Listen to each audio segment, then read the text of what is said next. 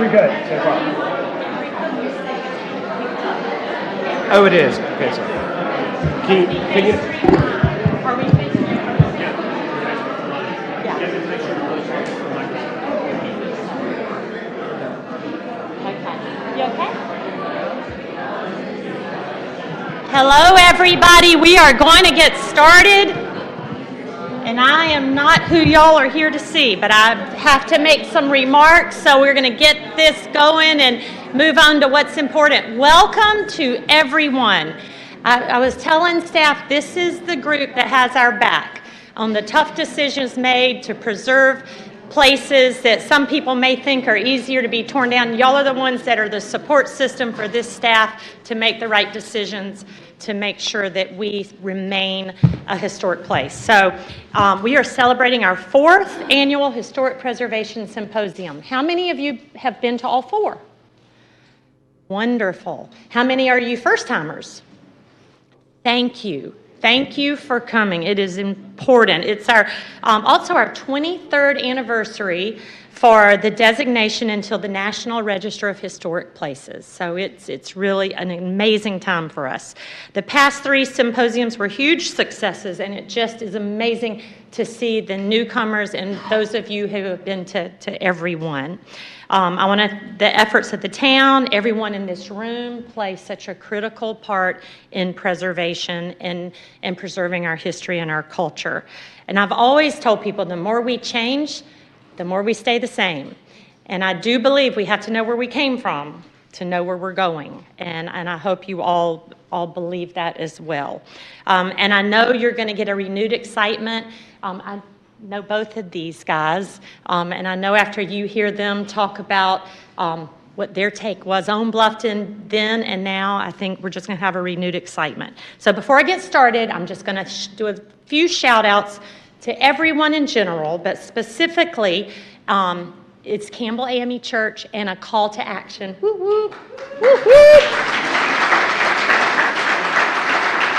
This church and a call to action worked tirelessly to get nominated to be on the National Register of Historic Places. And as of 2 weeks ago, it was confirmed that it is our second church, our second and only building that is on the National Register. So thank you. You're in good company with Church of the Cross.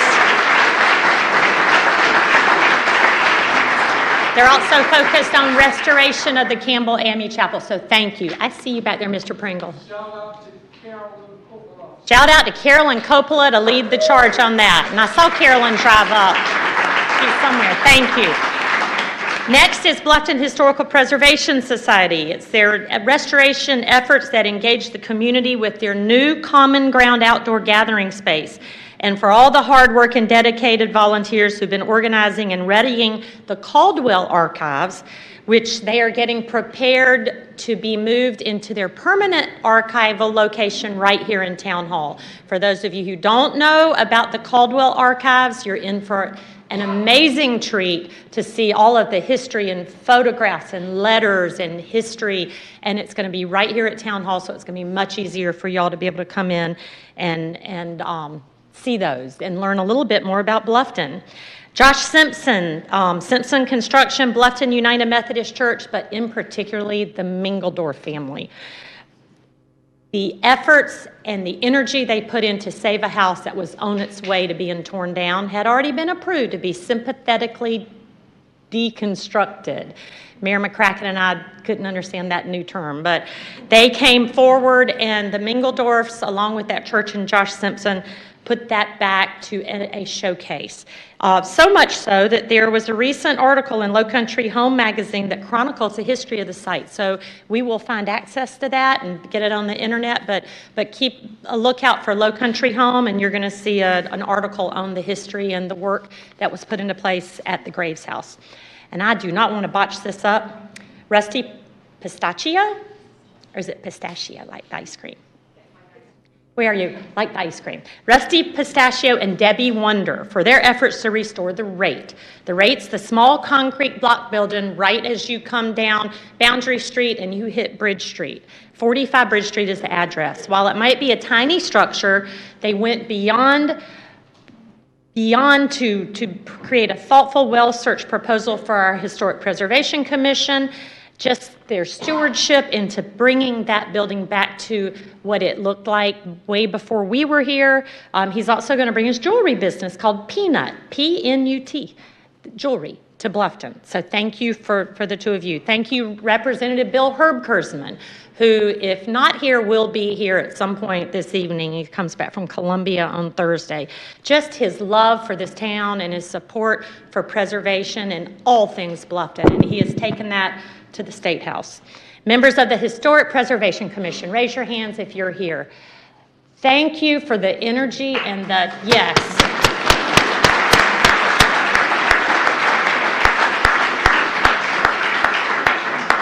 You are the ones in charge of protecting our resources, and I can go on about what you all do, but y'all take it so seriously, and thank you so much.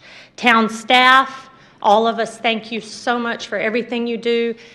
This is a time of the day most people get to go home from work, but we have many, many meetings post 5:30, and you are there at every one of them, and just your efforts on everything from the Garvin House to the Squire Pope Cottage to drinking our Kool-Aid to understanding how important it is to have this historical area in all of our structures.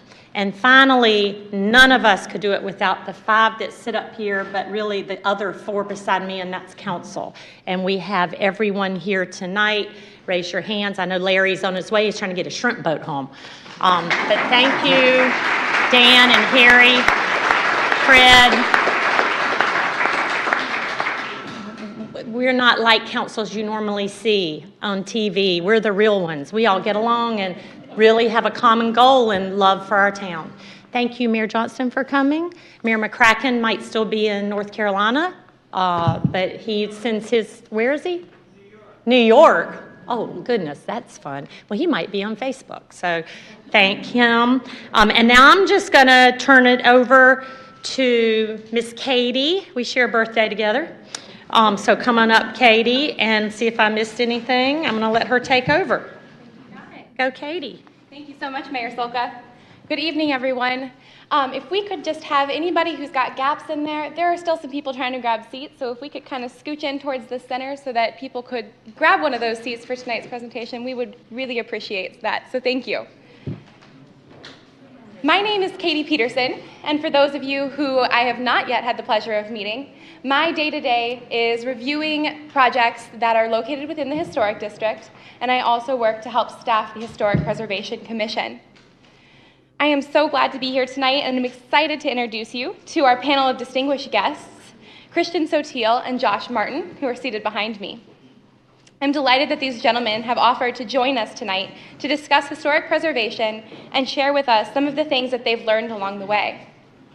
On behalf of Mark Orlando, our town manager, Bluffton is grateful for both Josh and Christian. He said it is great to have the dream team back together in Bluffton.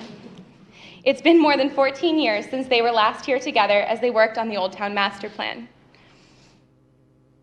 With that, please let me introduce our first speaker, Christian Sotil.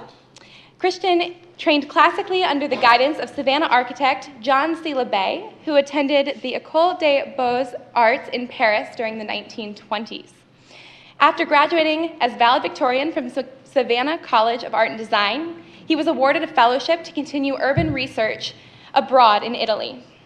He earned his master's degree in urban design and architecture from Syracuse University and was voted among the top 100 academics in the nation by USA Today. From there, Christian turned his attention towards expanding the role of the architect as a leader in issues of community planning, preservation, and growth. Currently, he serves as a principal of Sotil & Sotil, a Savannah-based firm working primarily in nationally registered historic districts. The firm's work includes urban design and civic architecture. It emphasizes historic research, urban analysis, and community-wide engagement. His work has been featured in the New York Times, Preservation Magazine, Architect Magazine, and Architectural Digest. He has lectured for the National Endowment for the Humanities, the American Planning Association, and the Urban Land Institute. Concurrently with his practice, he is a professor of architecture and urban design at the Savannah College of Art and Design and is the former dean of the SCAD School of Building Arts. As dean, he led the graduate and undergraduate programs in architecture, architectural history, preservation design, interior design, furniture design, and urban design. Mr. Sotil has received over 50 awards for his work, including 3 International Charter Awards from the Congress for the New Urbanism, awards from the American Planning Association, the National Trust for Historic Preservation, and 3 National Honor Awards from the American Institute of Architects. With all of these, let me turn the mic over to him and let him give you a little bit more about what he does.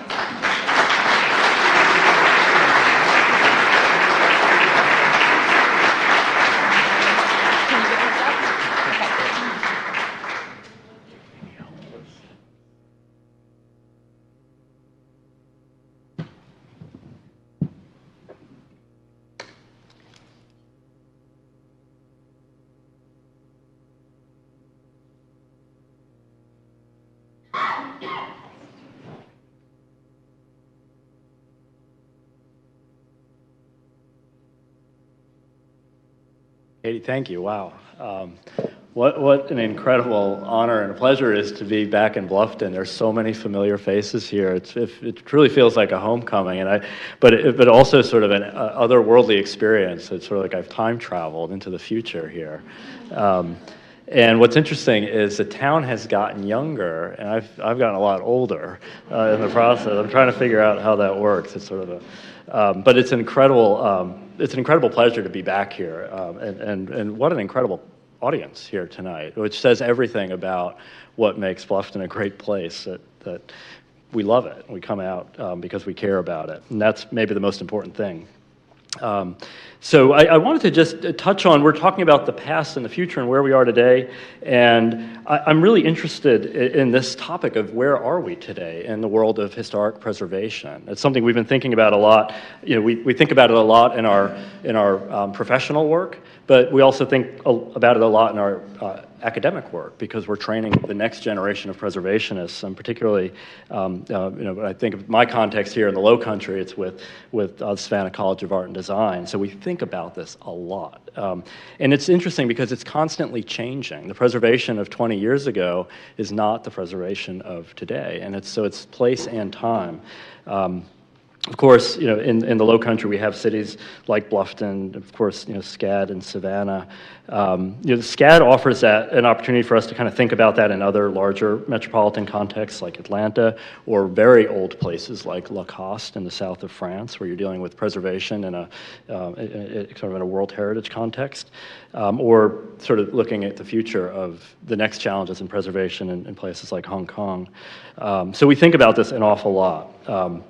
But looking back, the theme of tonight was then and now in Bluffton. So I started to go back through older maps and files as we got to know Bluffton. I had the opportunity of working here, it was 20 years ago, for more than a year, and right on May River Road. In fact, I worked with Randolph Stewart, who's here tonight. And then, since that time, have had the opportunity to be back to watch the town grow. And so some of the things we were thinking about at that time, this is before the Old Town Master Plan, but we knew there were sort of intrinsically important things about this place as new development pressures were just beginning to come in. So we looked at those things, and we looked at growth areas too. In fact, I came across this early map for the growth of what would be Bluffton Park today, when it was just a large tract of land, and we had this crazy idea about just extending the old streets into the tract of land, and we realized that the old streets that were called First and Second Street could give us clues about what to call all the new streets, so third, fourth. The funniest thing, and I love this, is the fire department said, "Don't you think that's going to confuse people?" We're like, "Are you kidding me?" But they finally acquiesced. And it's about that. It's about building fabric and building a granular place that has when you're making new things, you're making things that will be future old things. So kind of thinking about it that way. So we were, in those days, we were talking about pretty simple ideas about how do you build in a place like this, thinking about the placement of buildings, how you orient those buildings. A lot of focus on what's the right scale and approach to massing. So, sort of do's and don'ts as we looked at that, which seemed kind of obvious, really, but sometimes easier said than done, what fits in. And, kind of working back against some of the late 20th century development models and strip centers, and how to bring back a massing that was really authentic and genuine with new work, so that we could make more of a place that is not a recreation of an imagined past, but actually part of a living tradition. So we would think about things like this. It's interesting now to see how much has changed. But the idea of every place has areas that are very stable and areas that are transitional. So you think differently and work differently in those places. Really the beautiful range of building types that are the building blocks for a place like Bluffton, and then the importance of urban design and streetscape. You can't have a good place without good streets.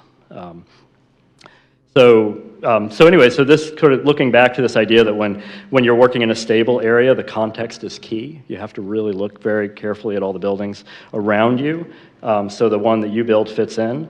But when you're looking at areas that have downcycled quite a bit, the context may not be as helpful, and you really have to chart a vision for what that place should be when you start thinking about new design and infill. Examples of that. And then the syntax of building types, and really looking, in fact, working with, at the time with Josh Martin, I think he's going to touch on some of this, on the first preservation manual, and actually working with Randolph Stewart, to start to talk about what are Bluffton's building types, the commercial types, and looking at the examples that were here to build that vocabulary of what future buildings should not necessarily duplicate, but emulate and learn from. And that idea that a town is not made through zoning, but a town is made by people, and buildings are an expression of the needs of those people, and so the building types are the expression of their uses. So it's not abstract at all. There are homes and there are shops and so forth. So if you get the right grammar and vocabulary of building types, whether it's single family work or you're adding on to existing buildings, or doing larger buildings that may serve multiple residential apartments, or you're doing homes that share a common wall, or mixed-use buildings, that there's a typology there. So, and that's really just traditional town building, and there's such a great tradition of it here in Bluffton. So the work back then was really just looking and learning from those patterns, and remembering the importance of getting the streets right, and particularly the streets here. And that kind of feeds into the master plan that was done in '06. And I think Josh is going to talk more about that. So, and then we really kind of open that conversation up into a much, an even wider lexicon of building types, so that you could start to think about infill in the stable areas and in the transitional areas that would enhance the town as it would continue to grow. There's also a lot of great work done during that time to really look at reforming streets. And that's one of the hardest things to do wherever we work. Changing the streets is really one of the very hardest things to do. And I'm so impressed to see as I come through Bluffton how much good work has taken place in the streetscapes and in the actual design of what's happening in the right-of-way. So I'm blown away by that. So what's next? Where are we now? And actually, I want to hear from you where you think we are now. What I wanted to share was sort of in a broader sense as architects, we've spent the first 50 years of preservation looking to traditional models that worked because they work. They're not in the past, they are living traditions, and we carry forward those components of those.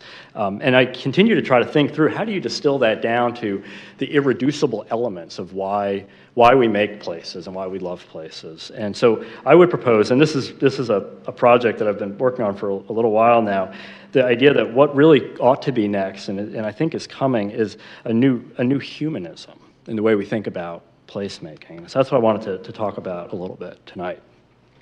It's the idea that cities are not machines. We actually spent a great part of the 20th century trying to take the analogy of a machine and apply it to a city.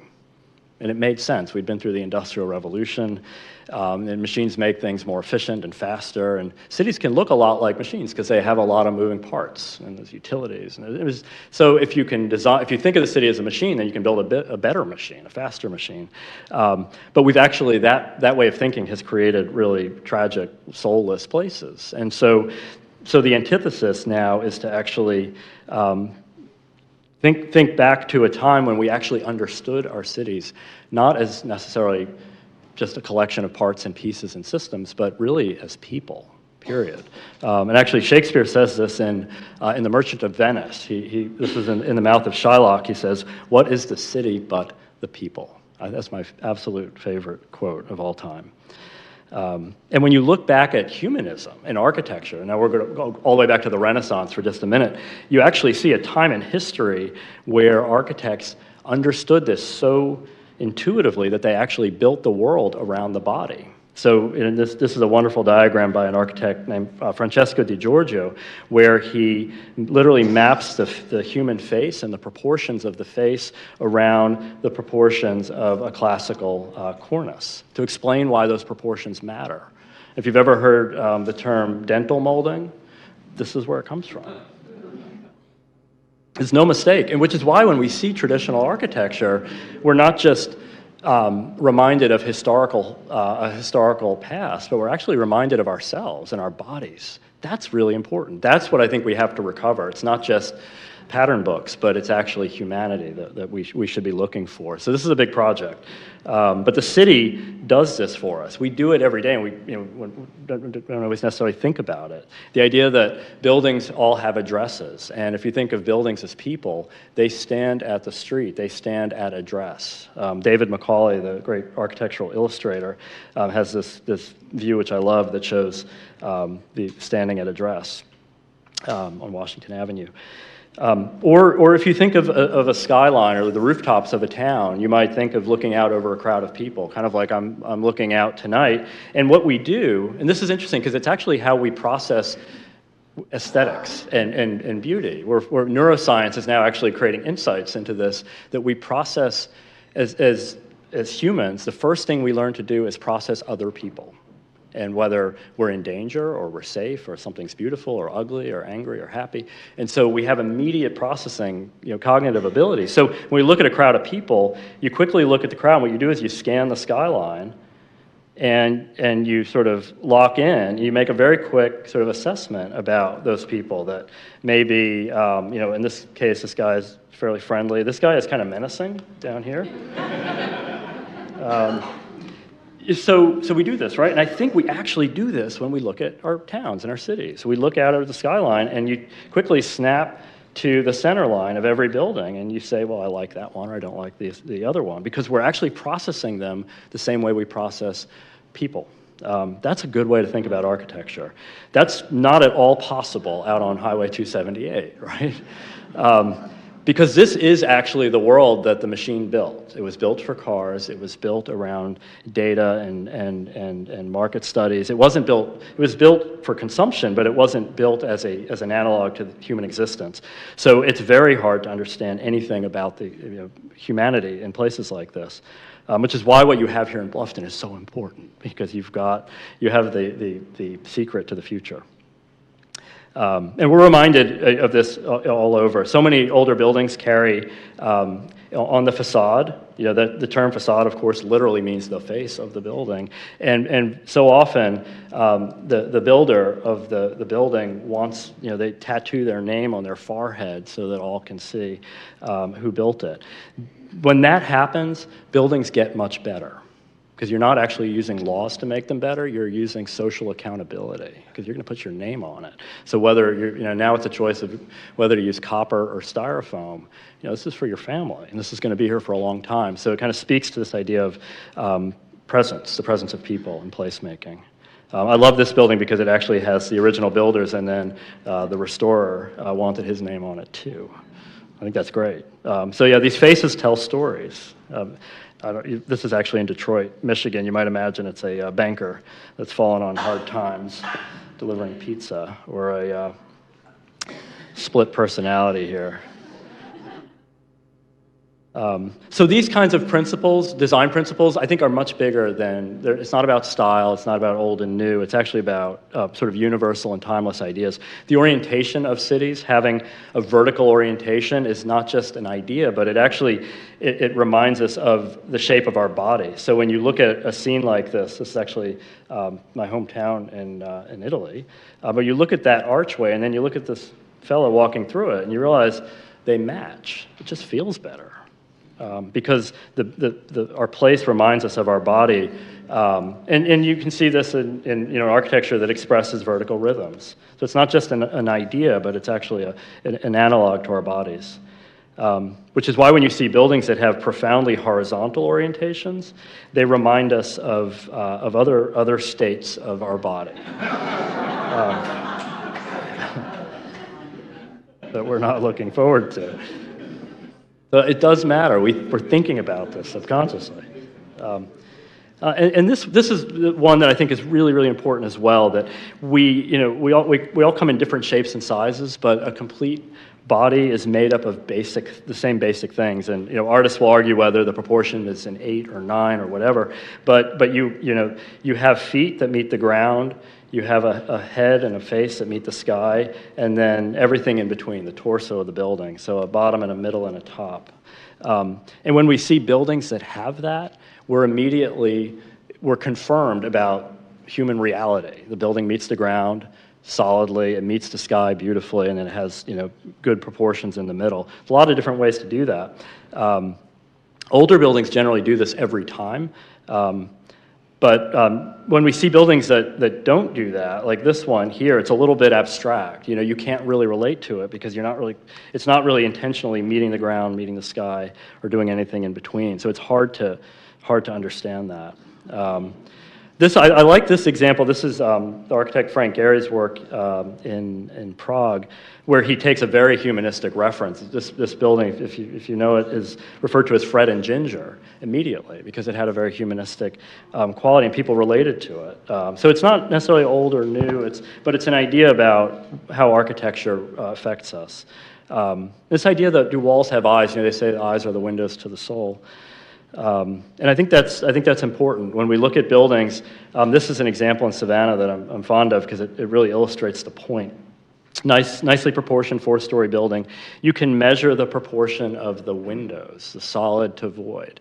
You can measure the eyes of the building. Actually, the word window is a combination of 2 words, wind and eye. It's how the building how it sees and how it admits ventilation. And you can measure it. And so big eyes are more generous. The building right next door is this one, and it has these small kind of beady eyes.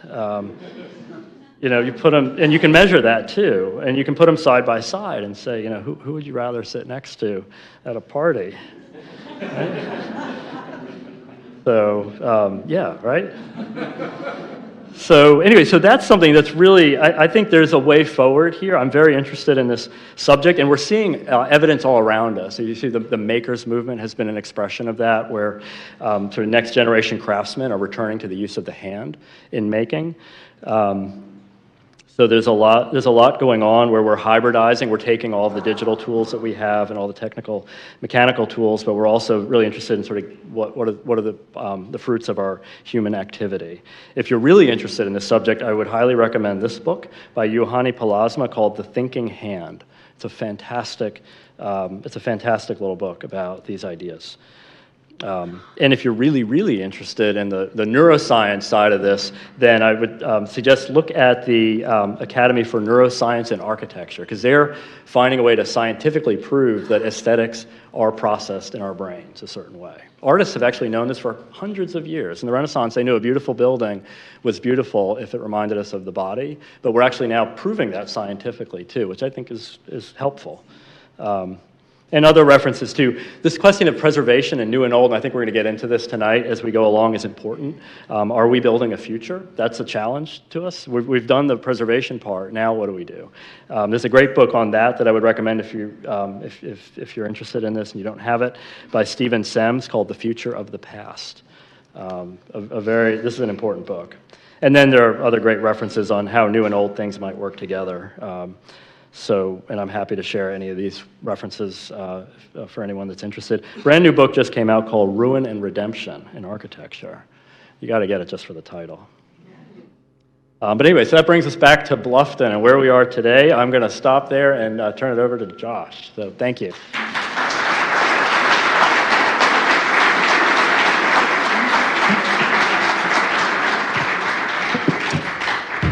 Thank you so much, Christian.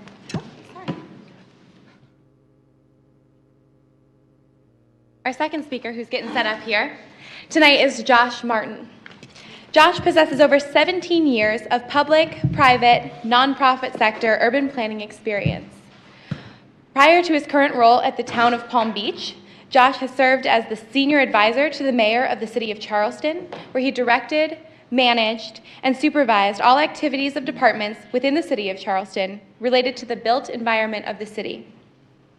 With a total of approximately 800 staff members, the departments he supervised included planning, preservation, and sustainability, housing and community development, parks and capital projects, public services, transportation, and government innovation. He also served as project manager for a myriad of special projects under the mayor's direction. Prior to his role in Mayor Tecklenburg's office, Josh serves as the Director of Planning and Strategy at Turnberry Consulting US, a global urban planning and real estate development consultancy located in Washington, D.C. and London. While there, Josh led numerous strategic development projects located in the United States, the United Kingdom, and Canada. Over 9 years of his experience involved management-level public sector experience, including roles as the Town of Bluffton Senior Planner, the town's Community Development Director, and for 5 years, he worked as Bluffton's town manager. Josh maintains an inimitable understanding of urban planning as it relates to development review, public outreach, and entitlement processes involved with land regulation, as well as codifying master planning efforts via innovative zoning mechanisms that yield the places envisioned during the master planning efforts. Josh's unique approach to coding and incentivizing physical redevelopment involves tools that are easy for the public sector to administer and easy for the private sector to understand, thus creating a business-friendly redevelopment areas in towns, districts, and cities alike. So without further ado, returning just for the night in the Bluffton Town Council chambers, Mr. Josh Martin.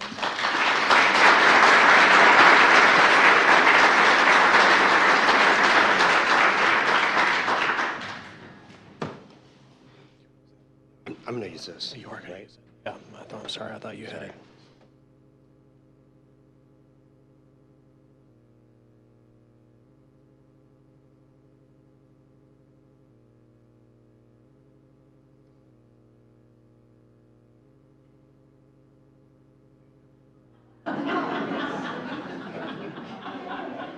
Good evening.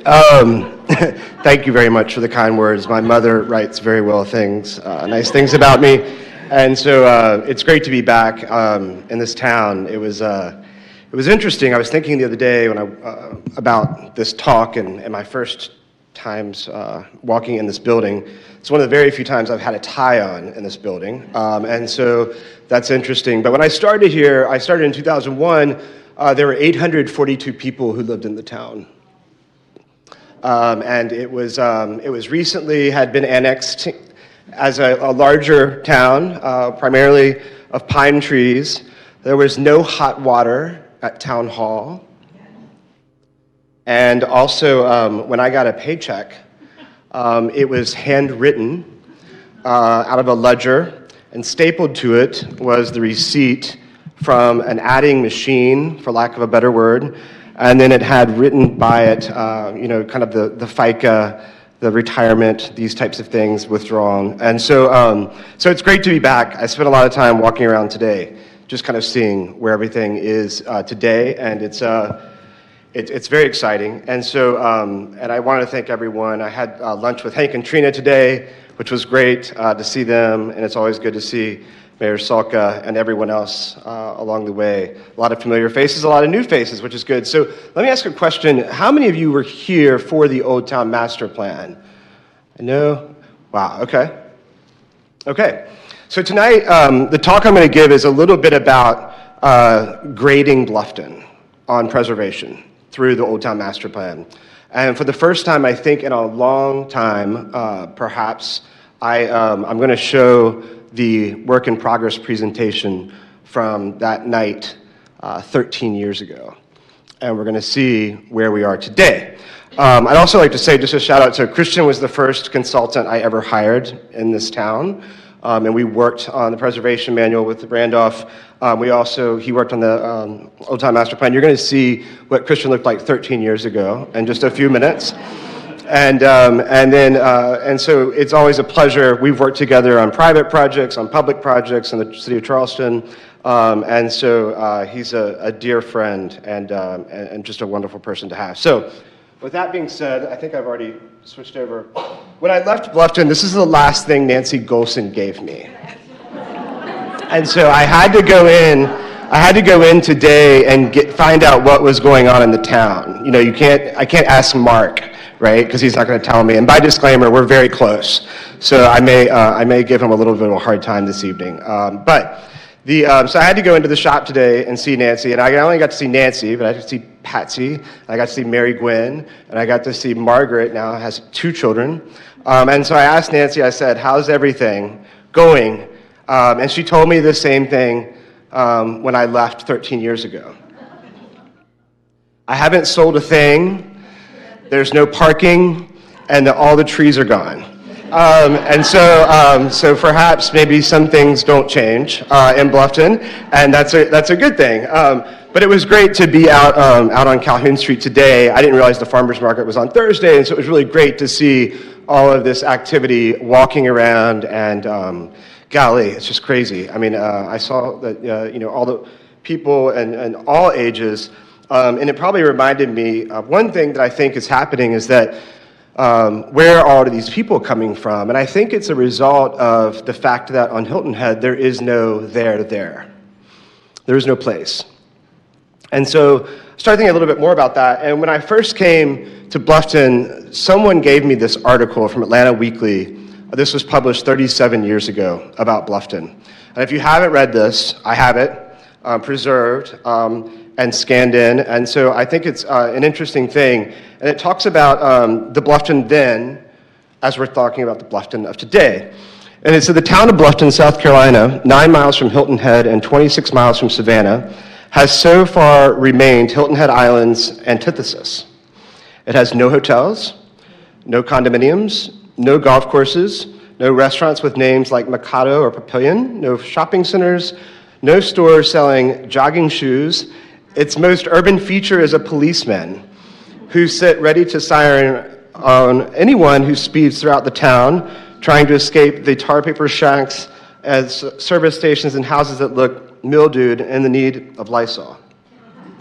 Blufftonians, in their snobby way, hope outsiders pass right along and don't discover the beautiful May River, the true heart of the town.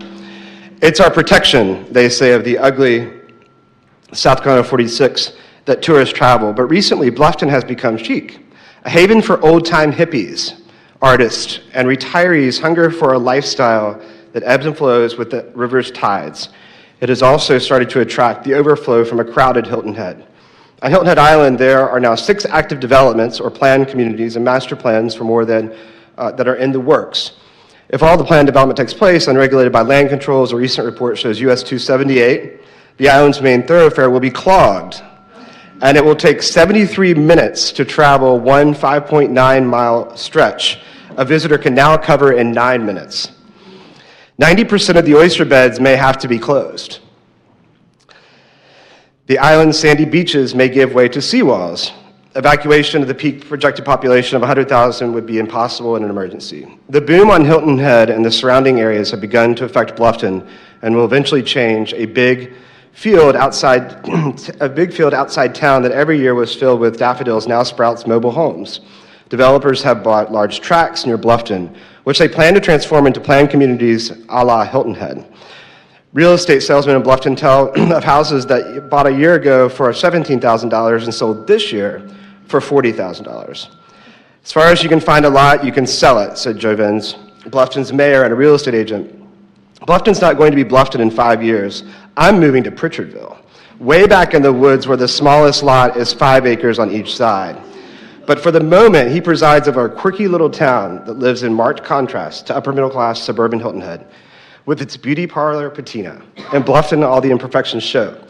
Bluffton is individualistic, anarchic even, and a place where the first commandment is people do as they please. These are just some of the images from that article. Some of you may know all these people, and Babby Gusho at the store way back when. So, in 2006, it was the last year I was the town manager before I moved to work for Mayor Riley in Charleston. We went through an event called the Old Town Bluffton Master Plan, and I think it's really interesting in this work of preservation where everyone kind of thinks of the preservation being the building, right? And not much of the place. And I think one of the things we were trying to do with the Old Town Master Plan was a little bit about the building, but really about the place. And so I wanted to go back and see how well Bluffton has done as part of this exercise, how much has been accomplished, how much is not. And I think it's going to be a very happy evening when you see the results of what all of you have done. I will say that I've worked in a number of different communities across this country and around the world, and I can tell you that I've never seen a plan that has not sit on the shelf like the Old Town Master Plan. It's truly remarkable, and I've got the images of the watercolor, and then you're going to see what's there today. As I walked around today for a number of hours, photographing things and looking at things, and I know we can all argue that Bluffton has changed and those types of things, but I will say that, in my opinion, the preservation of this place has been very well maintained. So this was the night of the final presentation. Dover Cole and Partners, Christian Sotil was a consultant, and we were going through and looking at all the different things, the closing night, and the recommendations from the consultants. And the first thing was the covenant for Bluffton, and so this was it, right? So today I was walking around, and I was at one of my favorite places in the Old Town, in Pritchard Street Park, and I found the covenant. So that's check, number one, done. We've got the covenant.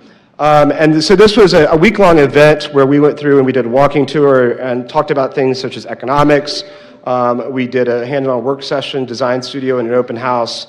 And so this was kind of the process. This is me with not all gray hair, and Mandy Burke, as some of you remember her. And so looking at site analysis, we went through, we measured the Old Town, we studied the surroundings, and we did a walking tour of the Old Town as well. Here's Emmett, there's the Tumors, and Don Blair, of course, and Michael Hahn in the background there. So we went around the Old Town, we heard from experts with regards to retail, and looking at a lot of the old Bluffton, and then we had a kickoff event at the very newly built Oscar Fraser Park Pavilion. And so we had a kickoff event where we went through and looked at all of the different things. It's interesting, FEMA was quite a conversation at the time, but because of the fact that the town is situated on a high bluff, it's not as much as a conversation as other places such as Charleston, Norfolk, what have you. And then we looked at zoning, we had a zoning and land use analysis. And this is kind of interesting when you go back and look. This is vacant or virtually vacant lots. It's 2006. And 13 years is really not that long ago. I mean, for speaking, right? And so I thought that was kind of interesting. Then we just compared what is Old Town in terms of its size compared to places like Old Town Alexandria, Virginia, the village of Mount Pleasant in South Carolina, Port Royal, Beaufort, Charleston, and the like. So at the kickoff event, everyone kind of started out by talking about things that they would like to see happen in the town. There's Doug Quirkin in full swing, getting his thoughts out on paper. And we asked questions like, what will the Old Town look like?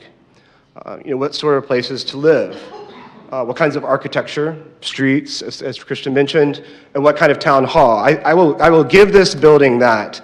It has done its duty in its life.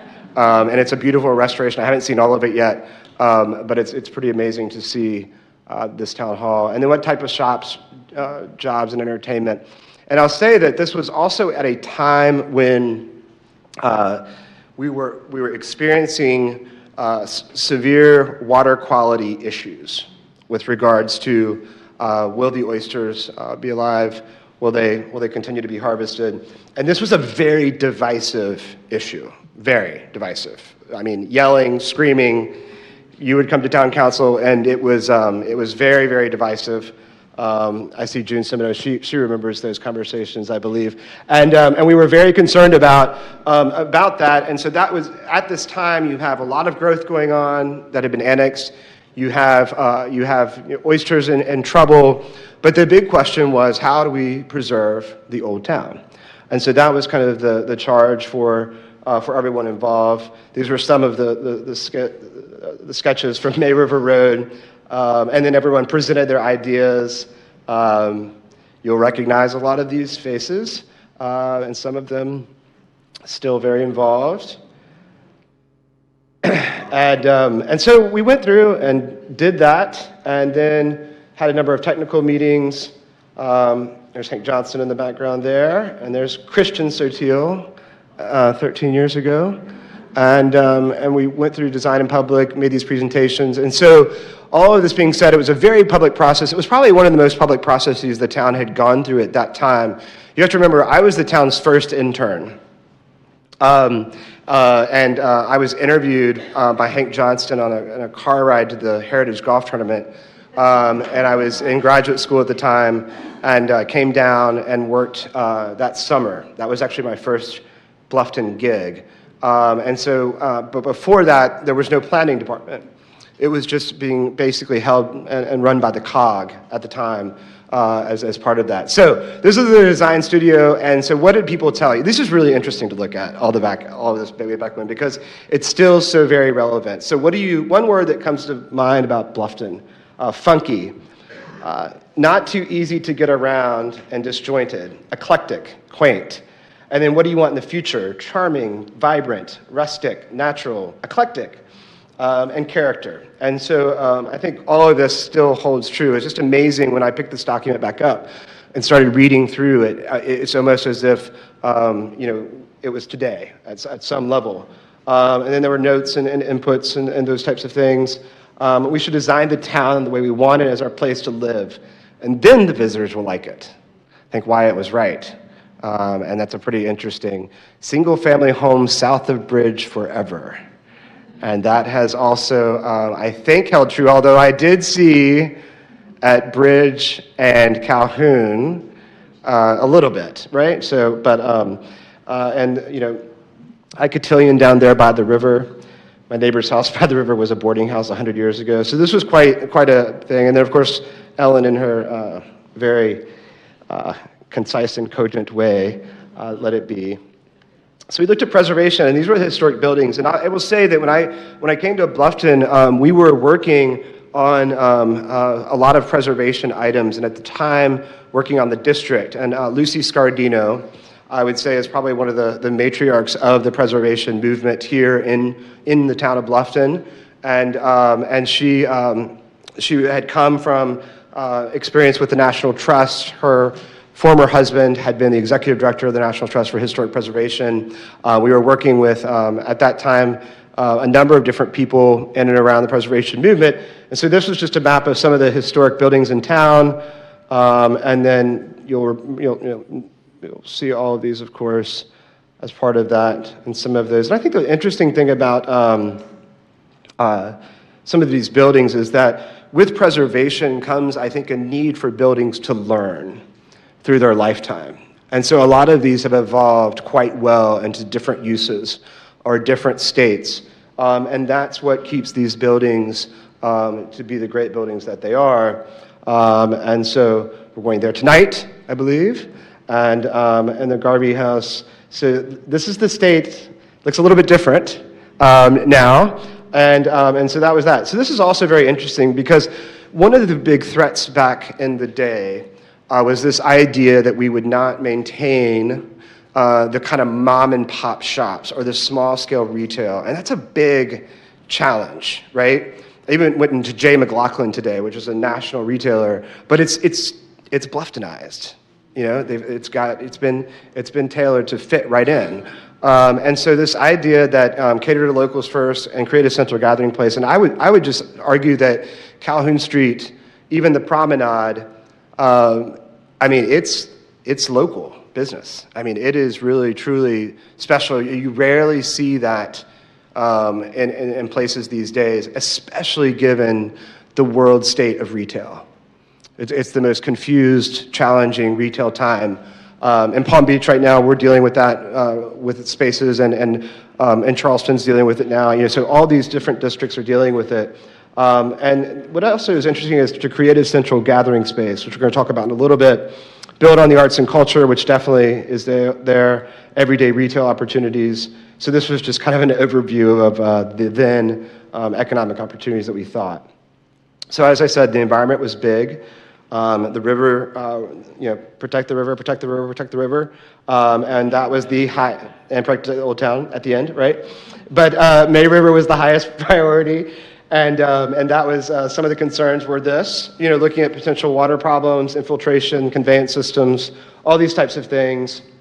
And so we wanted to keep the rivers clean, and we met through that. The town at the time, in 2000, I think it was 2005 or 6, adopted the most strenuous water quality ordinance in the country in terms of part of that movement. And we had brought in a number of different of experts from Horsley Witten to everywhere around the country to think about this. It was a very, I can't stress how serious it was, because it was really a crossroads of, are we going to lose everything that kind of makes us in terms of the river and the connection to the water and those types of things. That was very important. These were some of the scenes, no longer the scenes that have been improved, and you remember this like yesterday.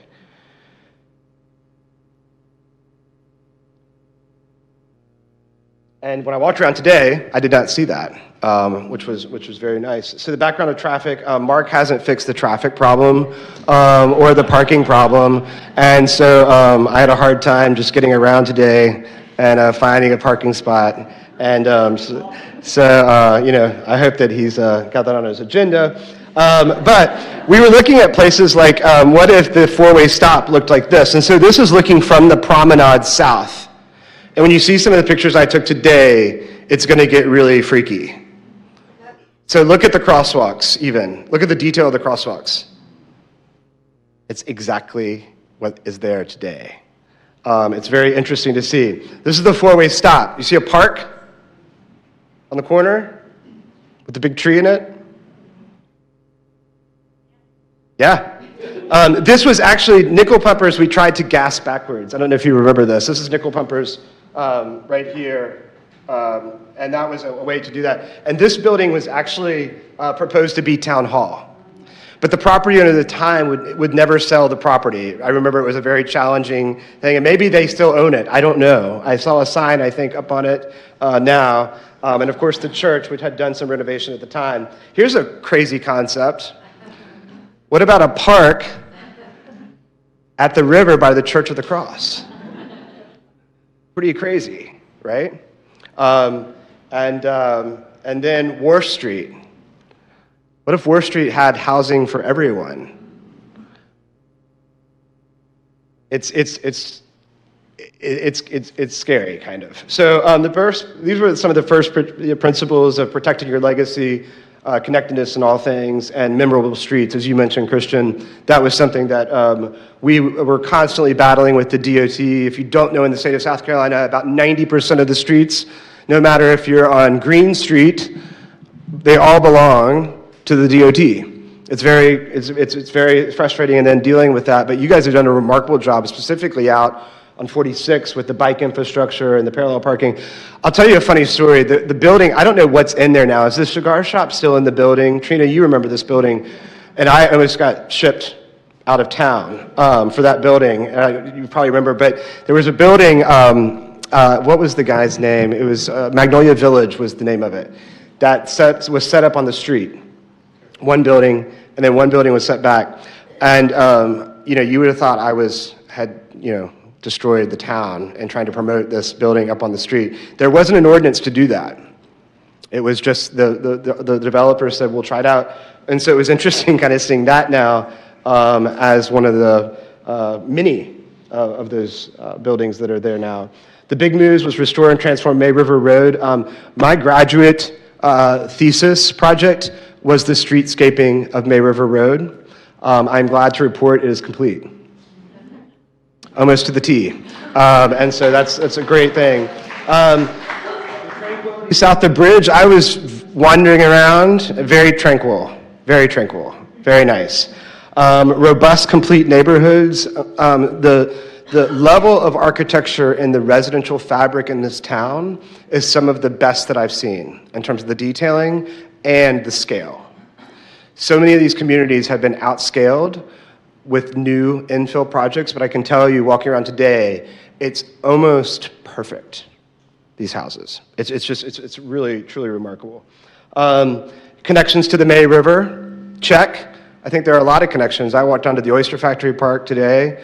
I saw the most expensive bathrooms in Bluffton that were built, and I proudly stand by those today in that design. They look great. And I saw this new park going on right by the Church of the Cross. Pritchard Street Park looks great. The only thing we missed were the skids. Couldn't get those back across the coves, but that's okay. And then cluster retail in the heart of town, and that's definitely, I mean, this is just, I'm just reading what happened, you know? Shift to higher gear with adaptive reuse, requires stewardship of historic resources, trees, invest in the camping. I saw a video of the Mayor Salka recently. It's an Arbor Day celebration, I believe, and now you have $40,000 in the budget for trees every year. I think that's more than I made as town manager. And so, just for the record. And then reform zoning, adopt a form-based code. That's done. It's been adopted. I actually worked on the second version of that code when we were reworking that. Design for walkability first, minimize pavement, and keep the water clean. So these are really interesting diagrams, because when I was looking at these, and then I went on my walkabout and thinking about all this, it's remarkable how cogent it was. I remember the promenade plan that Don Guscio had everywhere. He would bring it to meetings. He would apply for development permits and leave it off and that sort of thing. So we're going to talk about that a little bit. I know I've got only 3 minutes. So this was the final plan. And I think what's interesting about the plan is that a lot of people, when they saw it, they said, gosh, it's not that different than what is today. But that was kind of the whole point, going back to Christian's early thought about these surgical incisions into that. So the existing buildings here, proposed buildings. So you can see there were not that many. West Bluffton was growing. And Stock Farm today saw that. And of course, the promenade was coming online and some of the other things. So that was some of the proposed buildings. And the green space. I think almost all of this was achieved at some level. Existing streets, proposed streets. So about town design, I'm just going to kind of scroll through these a little bit. So Calhoun Street, that was looking there today. I went out today and looked at it. And of course, it has the historic home in the corner, but you can see the crosswalks and those types of things as they were fitting in. I looked back at some of the other buildings. These were all kind of what was envisioned as part of the promenade. This was straight from the plan. The four-way stop, I stood and I looked across and I was like, wow, that looks kind of familiar. There's a building, another building, and a park, corner pocket park. And it's just, it's pretty remarkable how right on it was. These buildings are just perfect scale for this town, in my opinion. There was a dock. Remember, we were going to put the dance hall down there, and then we were going to put a civic building down there, and some other things. And then I saw this today.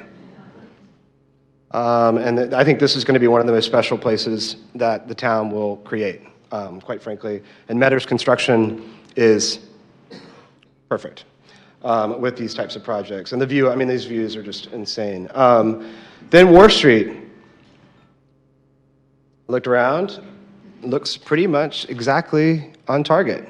And these are actually some of the affordable housing units as well. Did I do something, or did you turn me off? Okay, all right. And then I took a stroll and went over to West Bluffton. West Bluffton looks great. And this is some of the streets in Stock Farm. These cottages are amazing that have just gone in. I can't remember the name, Guilford. And this is the promenade back then. And guess what? The green space is there. The Bluffton funkiness character is there. I mean, it's just pretty remarkable. And the level of retail, it's not national, but the level of retail is so just up there. It's just remarkable. This is so great too at the farm, and looking at all the preservation part.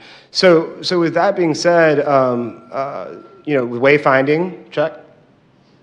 And then these were some of the traffic proposals. We were really getting kind of crazy back then. This is another thing, the crosswalks, check. But we were thinking about parallel road networks around the whole town. It was a crazy, crazy concept. And it was supposed to be a 5-year program. And this was the architecture. And check out some of these images.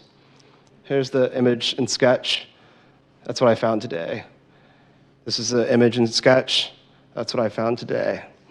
This is the image and sketch. This is what I found today. This is one of the most handsome buildings, by the way, that's been, I think, in my opinion. This is an architecture sketch. There it is there. Townhomes, check. Then other little cottages, check. It's right out of the playbook. It's really quite spectacular. And so with that being said, and I know that I need to be quiet now. We can have a discussion. But I just want to say it's truly a pleasure to be back here. This is a very special place. Professionally, this is where I grew up. And I just want to say congratulations to the town. You've done an amazing job. And I think the report card is definitely an A+. So thank you so much.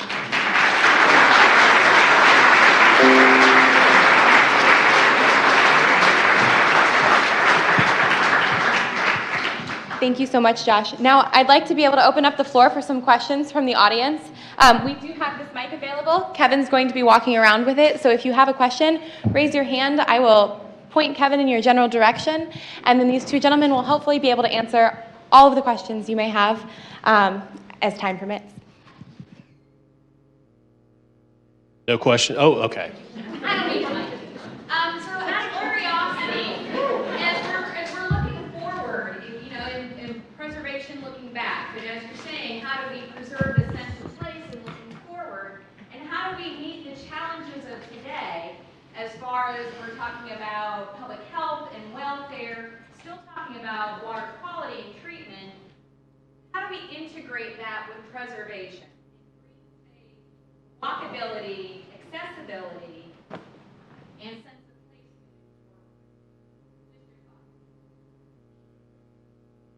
of place. That's like everything. And world hunger. Yeah, I think the ingredients are actually all here. That idea that I think in preservation, we often think it's sort of a backwards looking thing, but that's that shift that I think we're seeing now that. Like the word historic and preservation together that's sort of a dated thing because they both refer to something that's already happened. Historic is something that happened in the past, and preservation just sounds like you're just hanging on.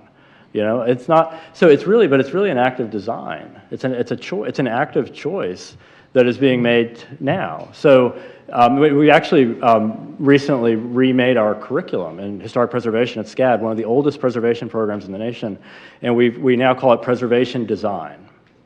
Because this is the act, this is the brokerage with the future that's happening with every decision that you make. And so the preservation alone is not enough. It is both. It's the foundation that's here, and it's actually learning from that foundation. I think that's the evidence is all around you with the work that's been done over the last 13 years. And I would say, some of the things that I see that have happened in other places that don't give into tourism. Ever. And make sure that you always have housing for everyone. I think that's a very important thing because you see that in a lot of places that do that. And but the other thing I think is very important is that the character of the place also comes from the scale. And I think the height, scale, and mass is truly just one of the most important things. But I think getting all those things. I mean, you can tell you've done a good job because it's pretty popular. But the equity issues and the health, welfare, and those types of things. I think one of the things that stems from that is having a diverse population as well, and don't give in to tourism.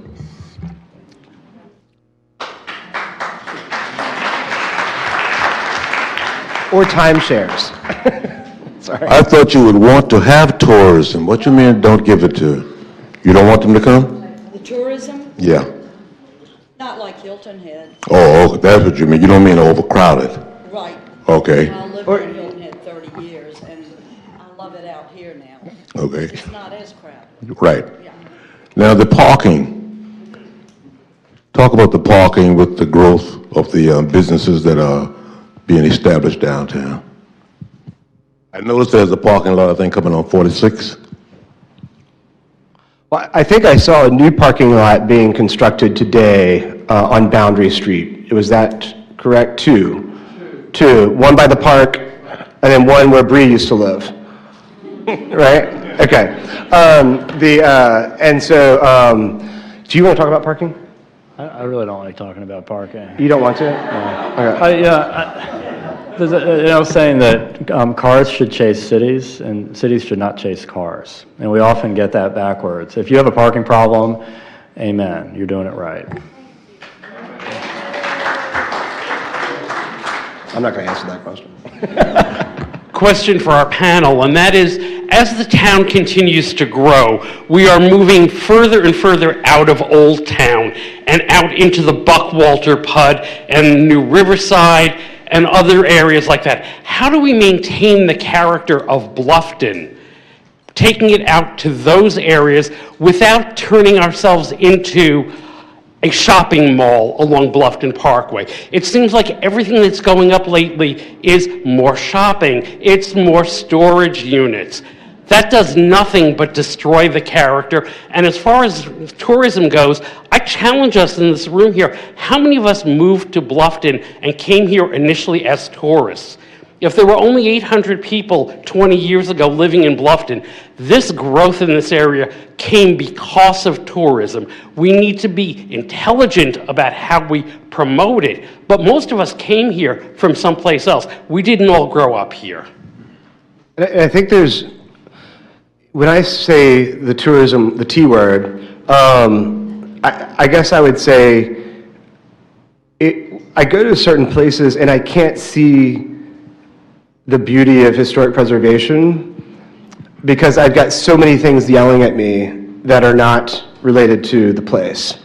And so if I go to places, and I'll even be very critical, St. Augustine, I will say even parts of Charleston, downtown, that have been damaged by the tourism. It's a tourism management issue. It's not that you don't want tourism. I want to come stay in the inn. It looks fabulous, right?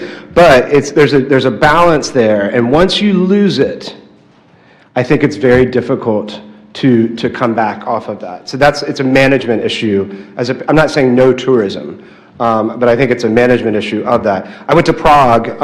You showed the slide of Prague. Everyone said I had to get to Prague there, and I had like dancing sharks, in shark costumes and those types of things. But with regards to the new town, when we were very, and Hank may want to say a couple words about this as well, but we were very cognizant is that all of those were kind of a series of villages going through, and when you start and you go to Palmetto Bluff, that village was connected by water to the old town, and that was a village. And there's another village, I think now being in the new phase of that. And then, even in Buckwalter, we were cognizant of having, a certain area where people could go and do the day-to-day goods and eat and those types of things. And so there was a lot of thought given to that. Now, you may be advocating, it sounds like maybe you kind of want more of an old town feel, maybe so than more of the larger scale things. But I think that the beauty of it is that there's something for everyone. That's another thing, a part of this. And so, but I don't know,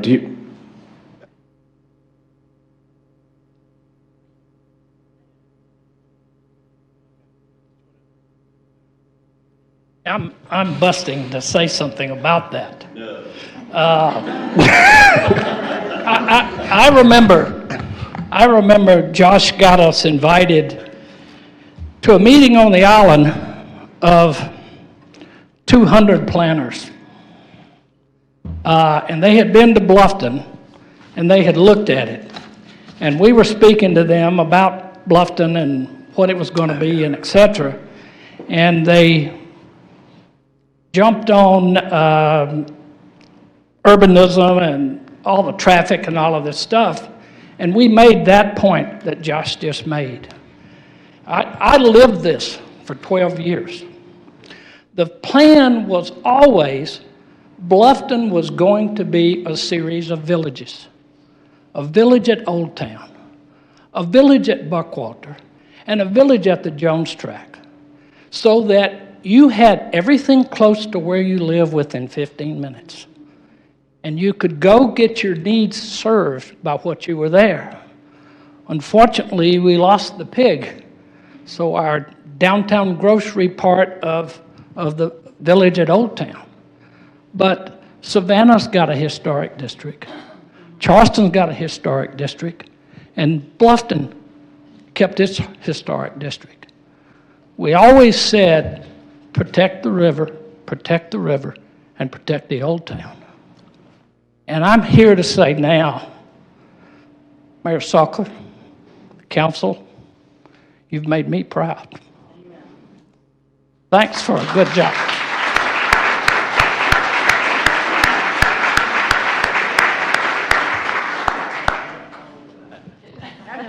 I'm a relative newcomer, and from what I heard tonight, it seems like there was an ideal trajectory from the plan to a successful fruition of it. And I'm just curious as to what some of the snags were along the way and what some of the current struggles are. I do read the newspaper and stay informed, but I'm just curious to hear what might be said. I think the hardest thing at the time was that we were dealing, I mean, I know I keep talking about this, but it was the whole river quality, water quality thing. That was a big thing. And so it was hard to even think about, Josh, why are we going to have this master plan where we're going to build things when we need to get, our focus on the river and get the river, fixed. I was glad to see today that the tumors don't only exist at the oyster factory, but now they have a restaurant. And so that's pretty exciting. But I think that was one. I mean, that was definitely one. I think that also just the overdevelopment, too much growth, everything's changing, those types of things. We don't want to change. We want to stay just like we are. I think those, are just natural things that you go through as a town is growing from 800 people to 20,000. It's a lot of stuff. But I think those were the primary ones that I remember. I mean, the river quality, water quality, was I think one of the most heated items I've ever worked in with public sector, honestly.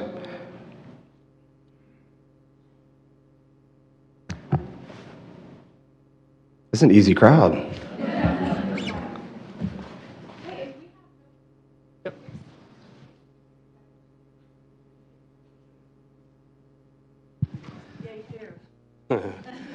I'm not sure how much I'll get out of you on parking, but I'm curious because I've argued for a long time that downtown doesn't have a parking problem, it's a walking problem. You go to Charleston, you go to downtown Savannah, you pay $5, $10, you walk 3 blocks, you don't think about it.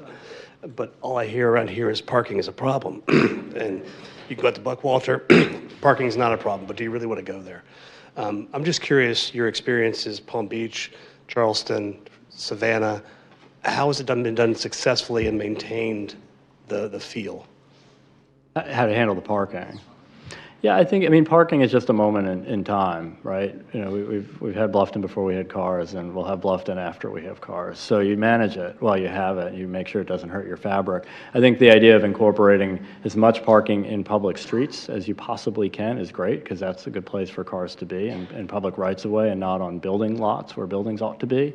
And then it is management. There's so many. What's interesting is there's so many new ways to manage it now in a world where we've returned to towns and cities, but we've returned with this completely connected overlay of how digital tools assist us and how we live our daily lives. So the ability, I mean, I can speak for Savannah as a firsthand experience for us. No one really carries quarters around anymore to pay meters. You park the car, and and it's all managed directly through your phone. So 5 years ago that was just starting to become mainstream. Now it's just expected. And pricing parking per demand, prioritizing residents when you have an influx of visitors or business, people coming in for businesses. There's so many different strategies. That could be like a whole symposium on how to be, how to manage parking in a way that is good for your town, and doesn't, you don't over accommodate it, because it actually doesn't make Bluffton a better place to have lots of parking, right? That's not why people came. So, and Josh, I know you've working in the public sector, have a tremendous amount of experience with that. But parking is crazy. What do we say? Parking is like a narcotic. People start talking about it and they just get crazy. It should be a controlled substance.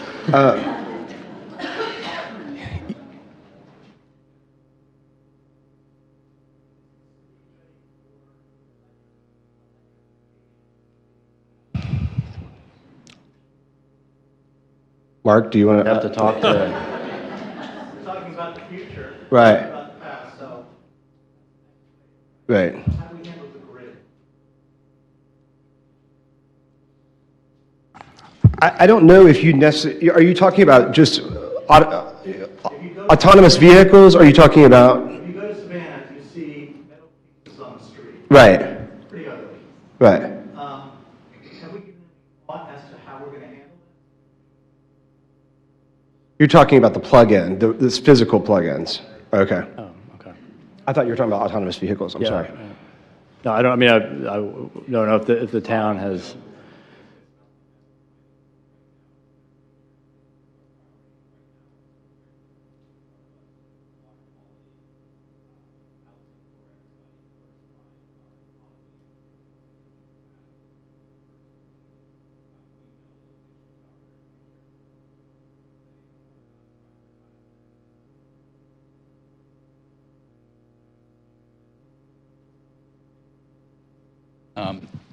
They know me, I have to say something for sure.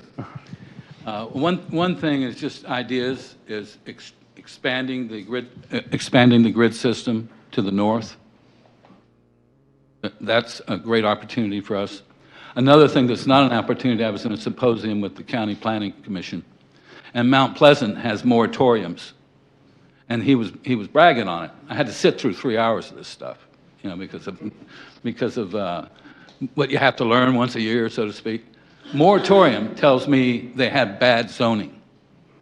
Trust our zoning, trust our staff, and continue to grow in a proper way. That's what I feel.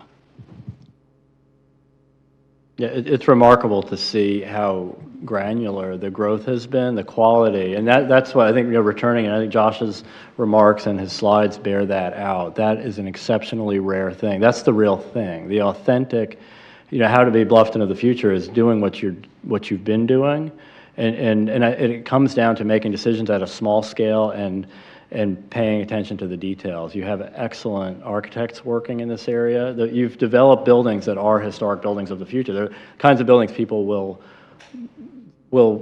come to love, like the oldest buildings that we love already. And I think that the granularity of decision making and the architectural decisions that are made, the sort of embracing of the connectedness of the grid, all of those pieces fit together. Those are the underlying genetics of the town that you're holding up. So if you hold that up in the old town as the model, then it does influence the other villages as they develop, around, sort of orbiting around the old town. What's interesting too is that in 2005, the city of Beaufort did the Boundary Street master plan. Some of you may have driven it recently to see the retrofitted road, and the two of us were actually kind of working on that project a lot in the private sector, and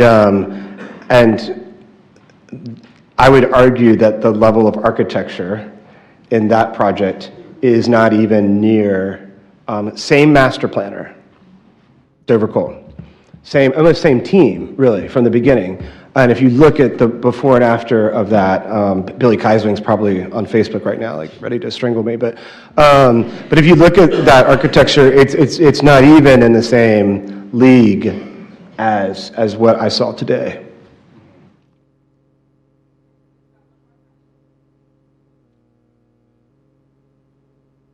And then Sherry Colburn's going to get the final word. Is that how this is going to work? I always have a hard time staying quiet at things like this, but I wanted to say two things. I am fairly new to Bluffton. I've lived here, our own property here, for 3 years. Hi, Christian.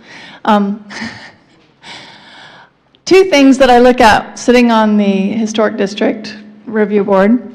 One is when you design for cars, you get cars. When you design for people, you get people. So as we look at the scale of the building, when we look at the scale of the roads around these historic buildings, I pay special attention to that. And I hope that all of us do, because you get what you design for, just as they were saying. And the other thing is integrity.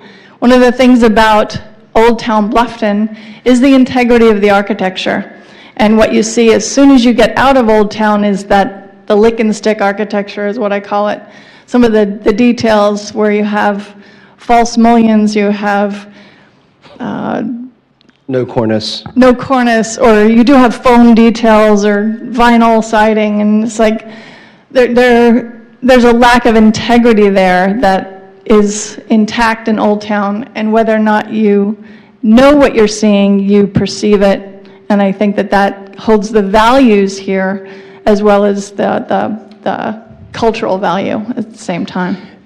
It's such a good point, and there's something about this that I'm going to say that it's kind of all coming back to me, right? You know, at this thing. But the HPC, one of the really interesting things, and I worked with the Charleston Board of Architectural Review, managed those boards for a pretty good amount of time. One thing that's different about the HPC in Bluffton is that instead of designing it by a committee, they would say, no, start over. And you rarely find design review boards, in my experience, that just say start over. It's just not Bluffton, right? And from the beginning, were doing that. You know, and sometimes in what would often be considered maybe kind of a not necessarily a Southern hospitality way, but I think because that bar was set so high from the beginning, then you know you can't ever go down, right? And so a lot of times in Charleston, for example, you know, some of the really, how does it nice to say this, really C+ new construction buildings that are happening. So far that Mayor Riley, you know, the father of design, had to kind of call Andres Duane and say, we need some help because we're falling apart and things are just not good. But Bluffton from the beginning, and I mean, I'm pretty critical, not as critical as Christian. Maybe we're equally, I don't know. But today I couldn't find it. I just I was looking, and I just couldn't find, you know, I mean, yeah, there's some very small things that you maybe could change, but I mean, it's just so solid what's happening in terms of the architectural, and that, and even I went to Mary Graves' house today and saw that, and even in the conservation, the preservation areas, the details that are going through that are just, it's A+, in my opinion. It's what I said earlier. When you look out over a crowd and you see the faces of a city, you know, and I think the architecture of Bluffton, we're looking at it actually here tonight with this wonderful crowd. This is the community. This is the architecture. And I think that's why the architecture outside is looking good. Not, you know, of course, everything can always be different, but that's the point. But everything is unique and specific, and I know how hard it is to do that. I mean, you know, we can sit here and high five and tell you you've done great. You got to keep working because the challenges are getting harder. And the scale. More things will always be challenged. Yeah. New products are coming that are faker than you've ever seen before, and you know that idea of maintaining your authenticity. the integrity of your design, the integrity of what you build so that it can age gracefully. That's sort of what we're pushing against now. More and more building materials are coming forward that sort of promise eternal youth. Sort of like we want to age, we want to live forever, but we want to be 21 forever, instead of growing old beautifully. And authentic materials do that. So you got to make sure. I think you have to just be very vigilant. Continue to do what you're already doing. We know you're doing it very well, but the challenges are continuing to evolve. And one last thing I would say too about that, not to interrupt you, Christian, but I know that I'm going to be pulled off here. One of the things that was very challenging in the beginning, if you go and you look at the card house and you see its simplistic beauty in understated materials, it's not formal, but it's very clean and it's very solid in terms of its design. And that was one of the things that there was a fear in the beginning, is that Bluffton shouldn't be Savannah. It shouldn't be Charleston. It shouldn't be, maybe more like it's nicer than Port Royal, but that whole formality, and that was one of the big concerns. And the building, for example, on Bridge in Calhoun that I saw today was just so simply elegant, and that it was so informal.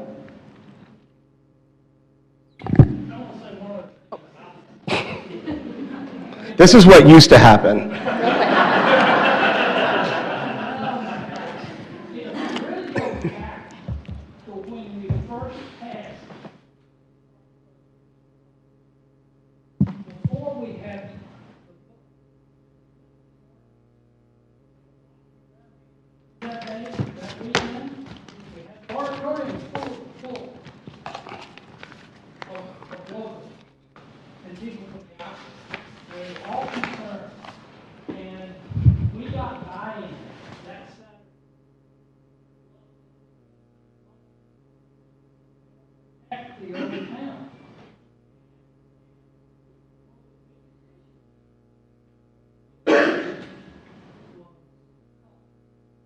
Don't tell me what I can think I have to do.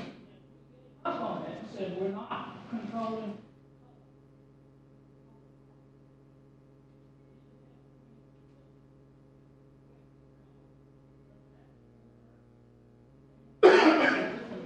Came over and she.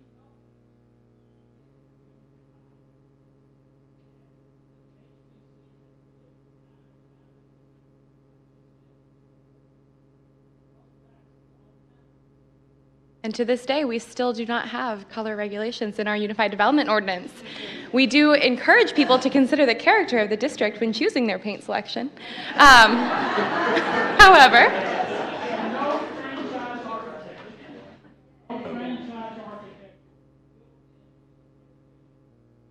perfect. With that, I would like to thank our panelists one more time.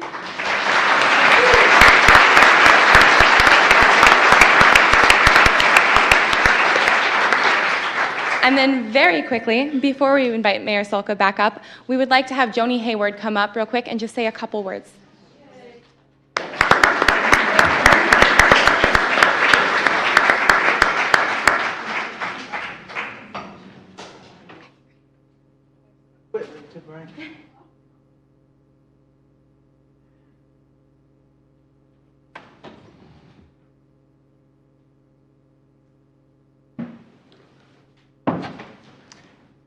Once again, thank you. And I know you had busy schedules. We're so appreciative. You took us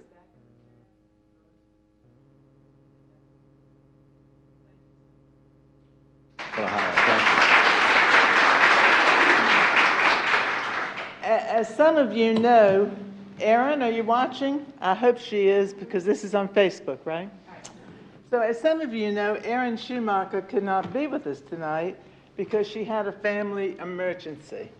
Erin has planned this symposium and our last 3 symposiums. And you've done a great job, Erin, and we thank you.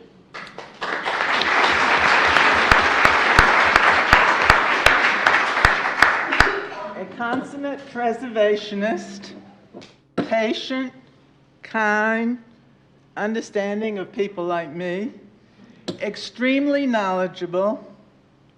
This is how we know Erin. Bluffton Historic District and its preservation is in her being. She is a consummate preservationist.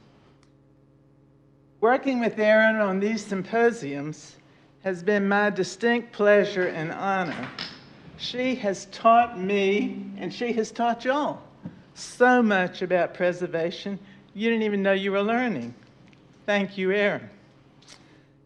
Her feeling is always follow the rules, preserve the culture, preserve the structures, and the rest will follow. And that's what we've learned tonight from you all. And Erin did go to SCAD. She's a SCAD graduate. The Garvin Garvey House has been one of her responsibilities. And let me add, Erin believes she owns part of it. It's been her thing. Her interest and involvement in this project was professional and personal, and yes, it was a challenge, both structurally and financially, and most of you know about that. Currently, work is being done on the imagery and the verbiage for the exhibit, and it will be coming soon. Bluffton can be proud of what we've done at the Garvin House. Thank you, Erin, for leading this project. Some of you may know that Erin is leaving the town at this month's end. We have been blessed to have Erin as a preservationist. She is a quality person, a quality preservationist, and Bluffton is blessed to have had her on its staff. Thank you, Mayor and Alderman. You have done much in this district, and we are most appreciative to you. Erin, we wish you well in your future. The best of everything for you and your family. Godspeed. And as a token of our appreciation to you, we are letting you take, no, this is not right. We are letting you have a piece of the Garvin House with this before and after picture of the Garvin House that I asked you to email me 2 weeks ago. So here it is.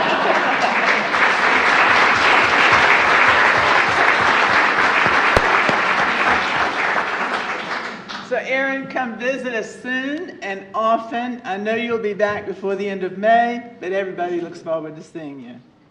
I'm not finished. So, Mayor and Councilman, I agree. We're all very proud of you and you councilmen who bring us along. I don't have permission to do what I'm going to do, so I'm going to ask forgiveness ahead of time. I'm going to tell a little story that back in May, yes, you. Back in May of 2015, I called Sandra Lunsford for an appointment with His Highness Mark Orlando. Of course, what do you want? So I said, I want to talk about the historic district. She said, I'll check. Well, they gave me a generous 10 or 15 minutes, but I was proud to have that much time. But after meeting with Mark, he became very engaged in the historic district. And I said, Mark, this is my time. So he gave me some extra time. Thank you, Mark. So as we all know, education brings appreciation. And one of the things that we were talking about that I wanted to talk about was education. And of course, a symposium came up. Of course, Mark, being a very wise leader, he asked Erin Schumacher to take on this responsibility. I never realized until that point how very much Mark appreciated and was involved in the historic district. So we can all be proud that Mark is our town manager, and Mayor and Councilman, you can be proud that he is our town manager. He does you well. So, 7 months later, back to the appointment. I never said a word. I never said da-da-da. 7 months later, a call or something comes and says, we're having a symposium in May's Preservation Month. Thank you, Mark. Look what you did. But what I want to do, Mark, is to tell you thank you. You've been a blessing to our historic district. You've been a blessing to Bluffton. And we, who are very interested in preservation, which I assume is everyone in this room, is very appreciative of all you do. So I thought it appropriate, Mark, if you'd like to come up, that Charlene helped me, and Charlene is the only other person who knows about this because she framed it. So I have found 3 old pictures of the dock.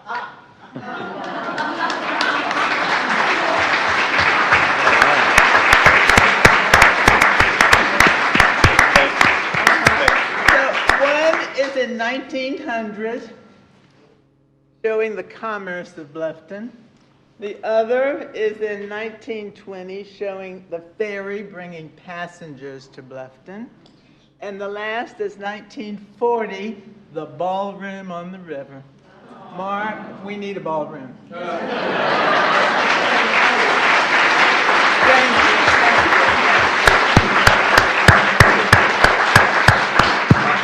I'll say really quickly, I learned a couple things, and one of them was just say yes before she asked the question.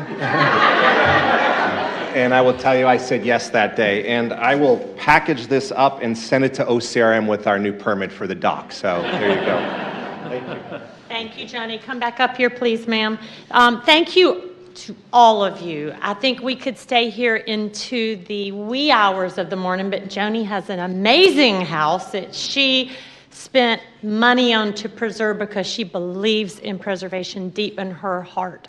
Joni, this way. Come this way. I need you up here. No, I want you up here. Come. I feel like, come. Anyway, but she has invited us all to come to her home. You saw what was the Pine House in Josh's presentation. If you haven't seen it, you are in for a treat. Please, I hope you will be there because there'll be more conversation. But we have do we have a little something for Joni? I'm going in behind. So, Joni, come, Joni. Joni, what Joni described about Erin, I describe about Joni. She's passionate, she's compassionate, she's focused. She doesn't know the word no. She knows how to raise money. She knows preservation, and she bleeds it. And just spend a minute with her and see what they did to that lovely house. So I held you back on purpose. This is on behalf of all of us. Thank you so much.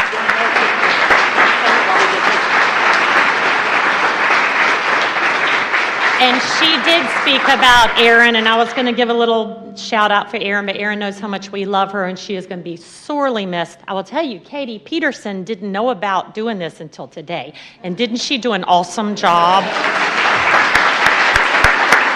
So we also have something for our 2 speakers. And it's so funny, I want to talk about that book, but there's a lady who moved to Bluffton several years ago and was thinking about doing a book. She was a photographer. Her name's Marge Agan. She lives in Palmetto Bluff. And before I know it, I'm like, oh gosh, yes, do a book. Before I know it, she did a book. This went out of print. She sold so many, and she didn't reprint them, so it went out of print. And Joni, I don't know how she found it, and I'm dying to see what's on these pages. There may be some inscription in here that may not have your names on it. But she found two books miraculously, and it's called Changing Tides. And I'll tell you, it's got a great foreword from Mayor McCracken on life in Bluffton as he lived it. So this is for you 2. So thank you very much. Thank you. I'm just gonna.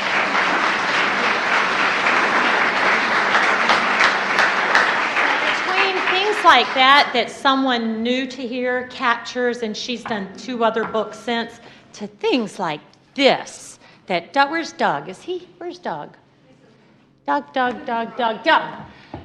Unbelievable. You can relive past by what he has drawn in this amazing, amazing book. And I've been so blessed to have a copy given to me and signed by him. But you're going to see things, sadly, that have gone away. But you'll get to relive it. But see the things that are here today that we don't want to see go away. So there's stories behind these buildings. There's meaning. There's reason. We want to keep these things. And I just can't thank you enough. So please, Joni's generosity. She's invited us all to the Pine House. It's just take a right, go a couple of blocks, follow the people. Josh, you can walk because there will be no parking. Anyway, thank you all. I'll see you later.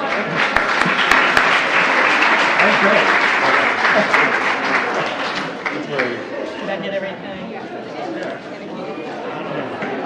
So proud of her.